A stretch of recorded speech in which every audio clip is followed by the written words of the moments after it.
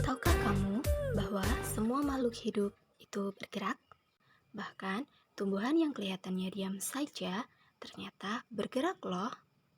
Nah, pada video kali ini kita akan membahas bersama mengenai gerak pada hewan dan tumbuhan. Mari kita mulai. Pada materi sebelumnya kita sudah membahas mengenai gerak pada manusia. Hari ini kita akan belajar mengenai sistem gerak pada hewan dan tumbuhan. Gerak pada makhluk hidup adalah suatu bentuk reaksi makhluk hidup terhadap rangsangan. Hewan mempunyai alat gerak aktif seperti kaki, sayap, ataupun sirip. Sehingga gerakan yang terjadi disebut dengan gerak aktif.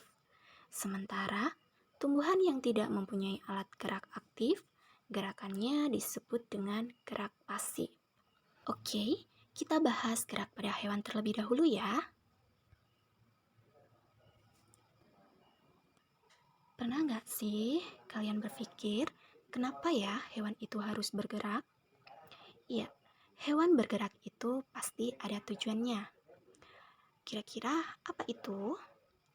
Yang pertama, untuk mencari makan, melindungi diri, melakukan reproduksi, dan berkembang biak.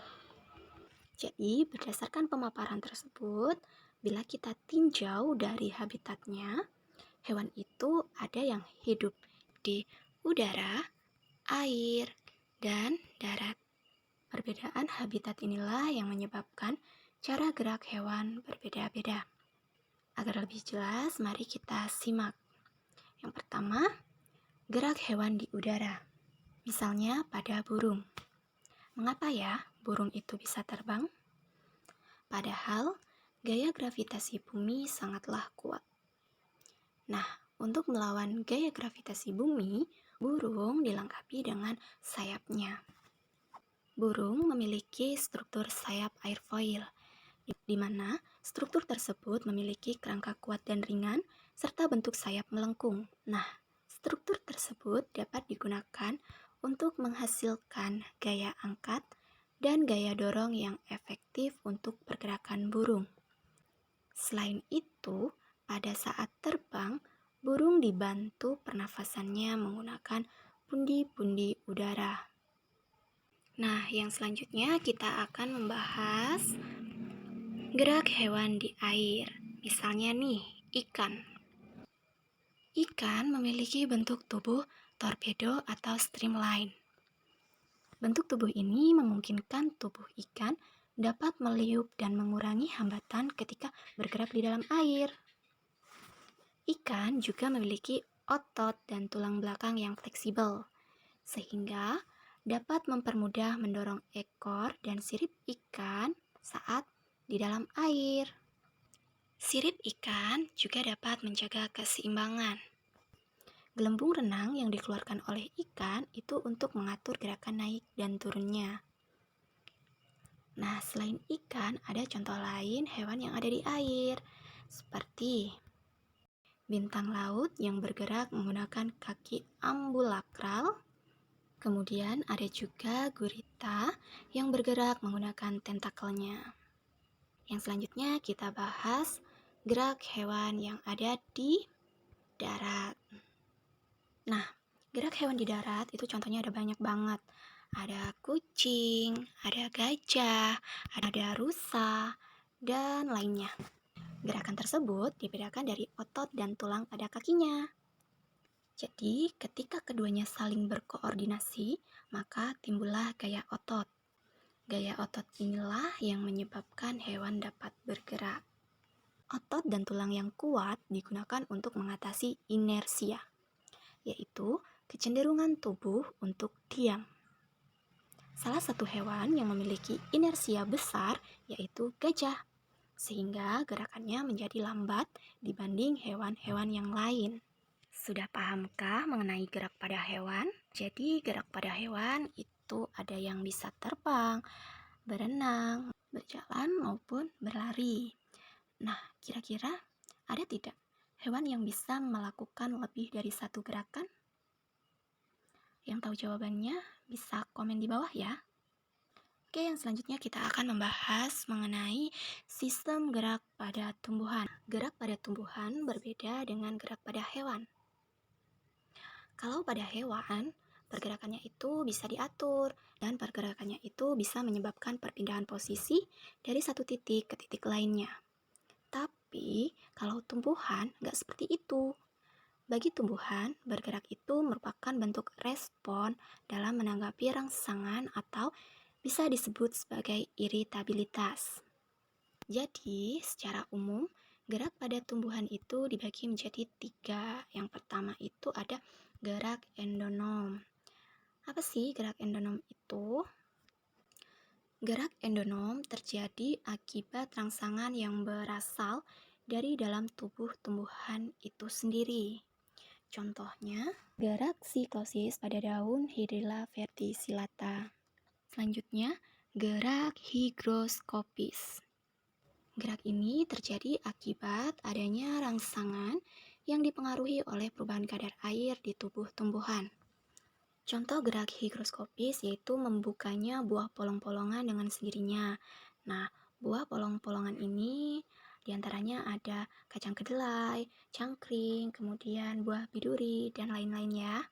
Contoh lainnya itu ada membukanya dinding sporangium pada tumbuhan paku. Dan yang ketiga itu ada gerak esionom. Nah, gerak esionom ini terjadi akibat adanya rangsangan dari lingkungan luar. Contohnya itu seperti cahaya, sentuhan, gravitasi, air, suhu, dan bahkan zat kimia. Gerak esionom itu dibagi menjadi 3 bagian, yaitu gerak esionom tropisme, taksis, dan nasti. Oke, kita bahas terlebih dahulu gerak tropisme. Nah, gerak tropisme ini merupakan gerak tumbuh-tumbuhan yang menjauhi atau mendekati arah datangnya rangsangan. Gerak tropisme dibagi menjadi 5 bagian. Yang pertama ada fototropisme, geotropisme, hidrotropisme, dan tigmotropisme, serta kemotropisme. Selanjutnya, gerak esionom taksis. Gerak taksis ini merupakan gerak berpindah tempat untuk menuju atau menjauhi arah datangnya rangsangan. Ingat kata kuncinya, berpindah tempat. Gerak taksis itu dibagi menjadi 2 bagian. Yang pertama itu ada fototaksis, yaitu gerak taksis yang disebabkan rangsangan cahaya. Contohnya, gerak euglena menuju cahaya. Yang selanjutnya itu ada gerak kemotaksis. Nah, jadi gerak kemotaksis ini disebabkan oleh rangsangan zat kimia. Contohnya, gerak sel spermatozoid menuju sel telur. Yang terakhir, kita akan bahas gerak esionom nasti. Nah, nasti sendiri ini merupakan gerak tumbuhan yang arah geraknya tidak dipengaruhi oleh arah datangnya rangsangan. Gerak nasti ini dibedakan menjadi beberapa macam. Yang pertama itu ada gerak seismonasti.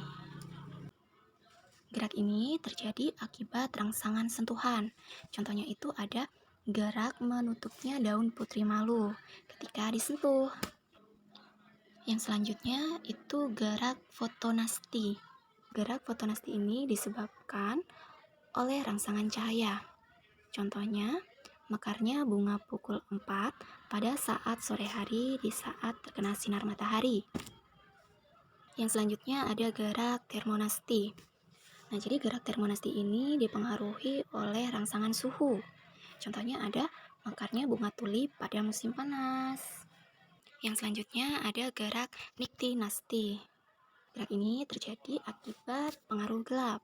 Contohnya itu gerak tidur atau menutupnya daun tumbuhan polong-polongan seperti lamtoro, bunga merak, patai pada sore hari menjelang malam hari. Dan akan membuka saat siang hari.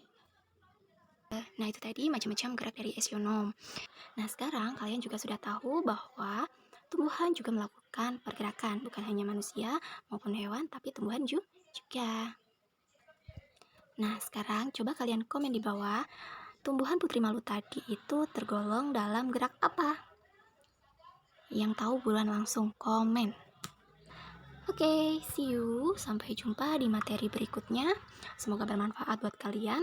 Jangan lupa klik tombol di bawah. Bye.